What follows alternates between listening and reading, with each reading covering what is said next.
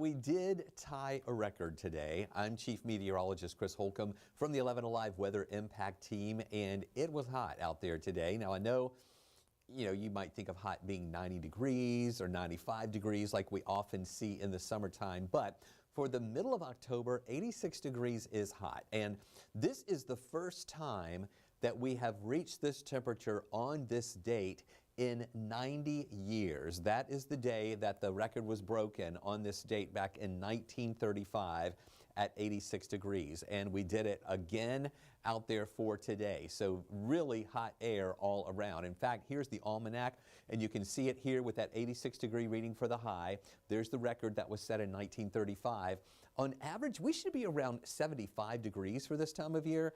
So we were 11 degrees above average out there for this afternoon. And also this morning, we were above average too. Temperatures at 62, that's not bad, but we're supposed to be around 55 here for this time of year. So this morning's temperature of 62, that was 7 degrees above the average. So all in all, an above average day. And there is one area where we are still below average and even well below the average, and that is in the rainfall. We are at 5.85 inches below where we should be in rainfall for the year. Now, today is Wednesday, tomorrow is Thursday, and Thursday is the day that we get the drought update in.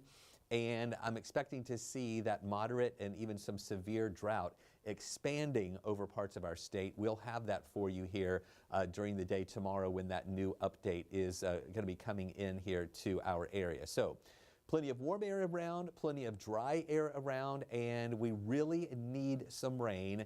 We still don't see anything coming anytime soon. On Sunday, we have a system coming in that'll give us some rain, but not a lot of rain. But at least some rain is better than no rain at all. Here's the satellite and radar picture, and you can see here how nothing's really going on.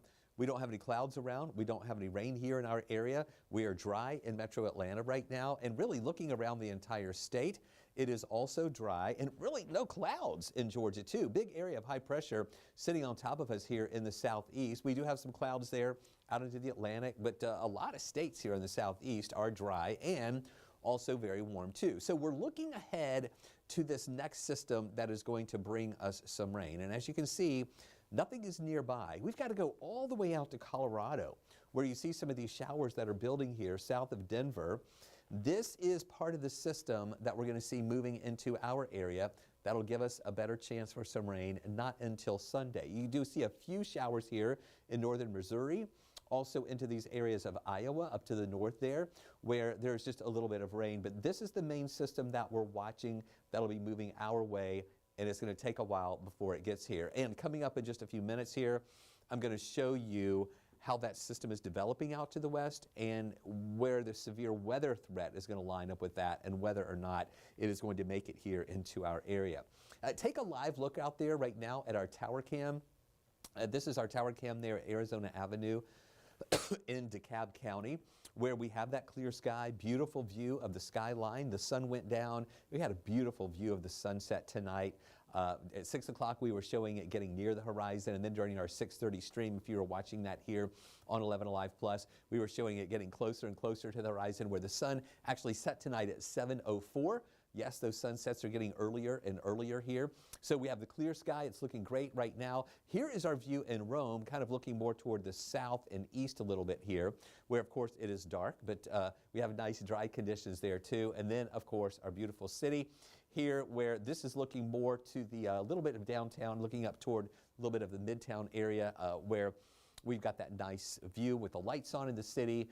Nice sky. It is clear. You can see the moon and the stars out there. It is really a nice night. Now, we talked about those high temperatures today, getting up to tying a record at 86 degrees.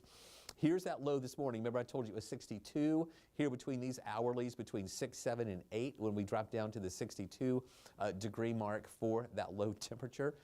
Excuse me, guys. Sorry about that. And then there's that high today, getting up to 86 degrees, and that tied a 90-year-old record for today's date. And now, since the sun has been down for a while, since 7:04, you can see how those temperatures have been falling here now at about 74 degrees. So here's a look at those temperatures that we're watching right now. And it's still on the mild side, but at least well below that record-tying high today that got to 86. We're at 74 right now. We're one of the warmer spots. We also have lower 70s in Marietta and also in Rome. Rome's right now checking in at 72 degrees. Canton's holding at 70. Look at the cooler air in Blairsville right now, 57 degrees. That would feel so nice to step outside to that right now in the evening hours. Clayton is 67, and then more 60s down here on the south side. We've got 66 degrees in Thomaston and Peachtree City, and 68 in Covington as well as in Eatonton. So here's a look at what we're going to be feeling tomorrow. Temperatures, again, down into the lower 60s here in Metro Atlanta. Going to be clear, going to be dry. It's going to be beautiful. But again, that temperature of 60 degrees is a little bit above where we should be for this time of year. And then we'll be climbing during the day, not as hot tomorrow as we had today. 86, as I mentioned, was our high today. We'll be about 5 degrees lower than that during the day tomorrow, where we're going to be at about 81 degrees, still with that mostly sunny sky. But a really nice day setting up here. Now, let's get back to that system that I was telling you about just a few moments ago, back into Colorado. That is the next system that's going to be pushing into our direction. And as you can see, there is just a sliver here through the overnight hours tonight of this green color indicating a low level 1 risk, a marginal risk for a couple of isolated storms that could develop there. In parts of eastern Colorado, moving into western Kansas here and into the northern parts of Nebraska, where we see that small area of that level 1 risk. And it's in those areas where we could see a couple of isolated stronger storms. And if you'll remember when I showed you this on radar, when I was looking at those up in the Denver area, we did see one severe thunderstorm warning up in that area, kind of lining up there close to where we see that level 1 risk for severe storms. Now, going into Friday, notice how that expands a little bit and it moves a little bit more over to the east. The green color then moves into Kansas, far northern Texas, over much of Oklahoma, moving into western parts of Missouri here is another level 1 or marginal risk, meaning the potential for a few isolated stronger storms. So, of course, this gets our attention, especially this time of year when we enter into the fall months. That's when we start getting fronts that start moving back into our area, where the jet stream pushes these fronts through, and we enter into our secondary severe weather season here in the fall. So far, it's been relatively quiet, but this is the time of year, not just the springtime. Actually, here in Georgia, we could see severe weather at any time of the year. But as we get into springtime, that's the most active time. But then in the fall months, that's when we have more of a secondary severe weather season, when you get the passage of these fronts coming in with the cold air clashing with the warm air up ahead of it. So watch what happens as we go into Saturday.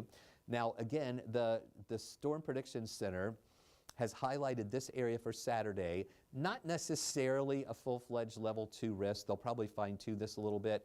We'll get that information in tomorrow.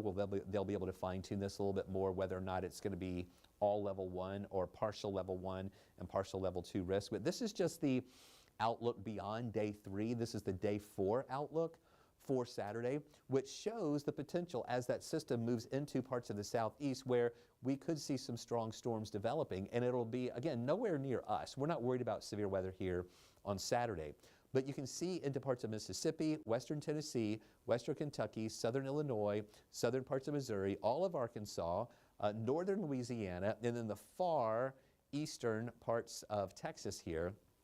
That's where we have the risk for maybe a few more strong storms. And some of our modeling is indicating that this may be more than just damaging winds.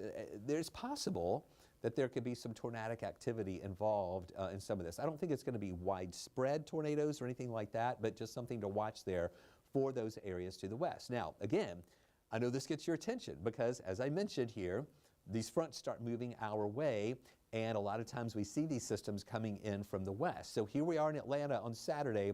We will be dry here. We're going to see just a few more clouds building in. But all week long, we've been telling you about a chance for some showers coming in on Sunday.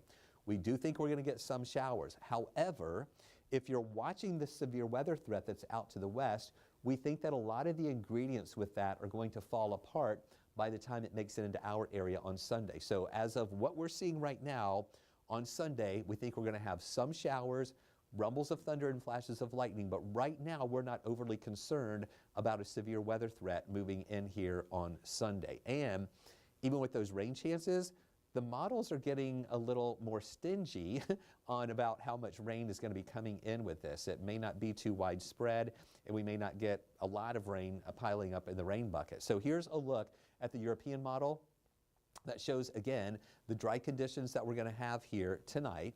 Also during the day tomorrow, we stay dry. And then again on Friday, we stay dry. We may see a few more clouds building in on Friday. You can see some of those pushing in. But still, we're watching out west for that potential for any strong storms to develop. This is on Saturday.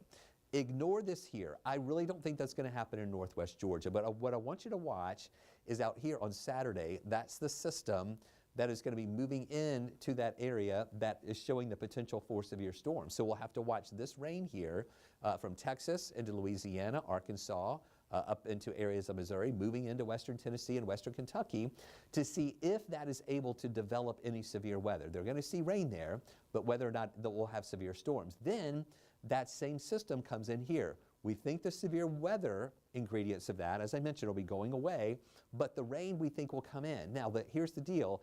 If you remember yesterday and the day before when we were showing you this map, this looked a lot more impressive, where the stripe of rain that was coming in here was wider. There were a lot more darker greens in there, indicating more chances to get some moderate and even some heavy rain out of that. But now this is shrinking up a little bit. It doesn't look as impressive, and it even falls apart as it moves over to the east. So again, we're not overly concerned about a severe weather threat. We're going to just see just some showers and the potential for some rumbles of thunder and flashes of lightning, but again, nothing really widespread severe. But then the rainfall is going to be pretty limited with it, not that impressive there. Now, Monday looks dry. Tuesday, we'll see additional moisture trying to build to the west. We've got just a 20% chance for a shower in for Tuesday. Then on Wednesday, another quick mover pushes in here. As of right now, we're just going with about a 30% chance for showers to move in here for your Wednesday. So at least we have a few rain chances possible, but again, nothing looks that impressive. Now, I know if you've been following us the past few days, these models have really been going back and forth on any type of rainfall totals here. At one point, one model would show over an inch while the other model was showing nothing. The next day, the models would flip-flop, where the other model that was showing nothing is then all of a sudden showing more than an inch. Now they're kind of coming together a little bit, and both of them are showing really low rain amounts. The European model showing only about 1/10 of an inch of rain here in Atlanta and over much of North Georgia and metro Atlanta, maybe up to 1/3 of an inch in LaGrange. The American model has us at about 1/3 of an inch here in the Atlanta area, and then closer to a 1/2 inch up to the north. So as of right now, we're going with most likely a 1/2 inch or less on Sunday. So that's not a lot of rain, but again, it's better than nothing. The low temperatures tomorrow are going to be around 60. Then we'll be in the upper 50s for lows on Friday and Saturday. Then 62 Sunday for the morning low, and then 55 here on Monday. And the high temperatures also generally hovering right around 80, 81 degrees over the next couple of days. And then on Sunday coming down a little bit thanks to the extra clouds and any showers that are moving in, a high of 77, and then 75 on Monday, even though the sun is going to be coming back here on Monday. I wanted to give you a quick update on Lorenzo. This is going to be our last update on this storm because it is no longer a tropical storm. This is just the remnants of Lorenzo out in the middle of the Atlantic. It's dissipating, falling apart. We don't even have a track on it anymore. The National Hurricane Center is no longer going to be issuing any advisories on this system too. But I just wanted to let you know because we have been following all the tropical systems out there, and I just didn't want you to think we forgot about it and just let it kind of disappear there. So that is the final update that the National Hurricane Center is going to be giving on Tropical Storm Lorenzo. So here's that 7-day forecast. All of everything I've been talking to you about over the past 14.5 minutes comes down to this 7-day outlook where we stay dry Thursday, Friday, and Saturday.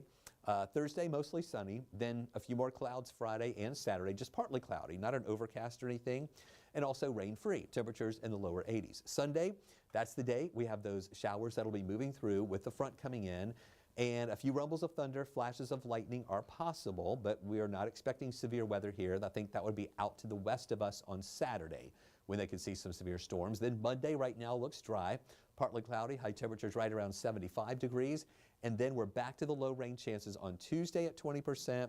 Wednesday at 30% with temperatures holding there in the 70s as we start next week. So thanks for watching us here for this extended weather update on 11 Alive Plus and Weather Impact 24/7. We'll be back with you again tonight at 11 o'clock on 11 Alive News with more not only weather information but also updated news information as well. And then, of course, extended updates for you throughout the day tomorrow, too. Enjoy.